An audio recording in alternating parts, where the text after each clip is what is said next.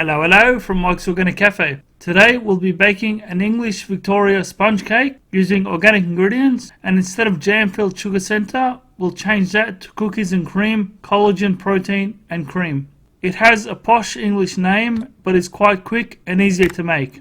Gather the ingredients: 1 3/4 cups self-raising flour unbleached, 1 tablespoon baking powder aluminium free, 1 cup monk fruit sweetener, 200 grams of butter, 1 teaspoon cinnamon, 3 large eggs, 2 pie trays with baking paper inside. I don't have 2 of the same size cake tins, so I have to go with this. And for the cream filling, 1 tub of cream, 200 grams, 2 scoops cookies and cream collagen protein, and half a cup of monk fruit sweetener for the icing. And we begin. Step 1.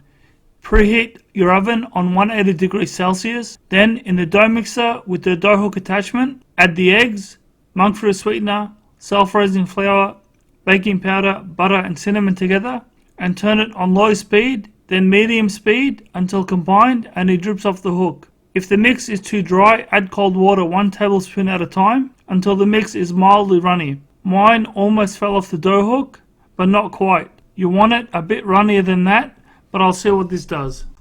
Make yours a bit more runny than this. Step 2. Cut 2 baking sheets, scrunch them up, then place them on the trays and cut around the tops if you want. You don't have to. Then grease with butter so the cake doesn't stick. I had to melt the butter on the stovetop a little bit so I could use the pastry brush to brush it evenly on the paper.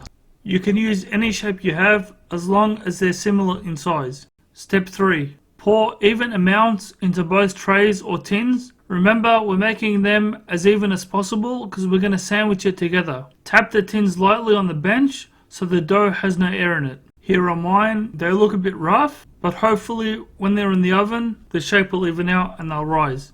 But let's see. Step 4. Bake it in the oven for around 25 minutes or until the cake browns and rises sufficiently. Once the timer goes off, open your oven and poke the center with a sharp wooden stick. If it's clean, then they're ready. If not, give it another 5 minutes. Step 5. Place the cakes on a cooling rack while we prepare the center cream. So grab the cream, monk fruit sweetener and collagen protein. Chocolate is good to use on this cake too for the aesthetics. And in a clean dough mixer bowl, whisk them together until you get a thick, creamy consistency. This cake can be glazed with sugar syrup, but I'll leave mine dry. But if you want to, just put water with monk fruit sweetener in a saucepan, let it melt, then with a pastry brush, glaze the cakes gently.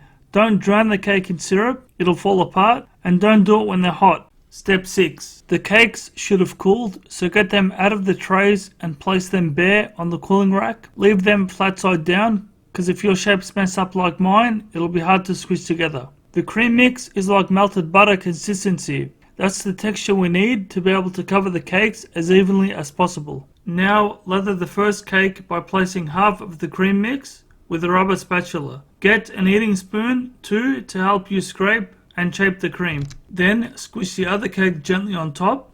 Then spread the other half of the cream on top of the cake.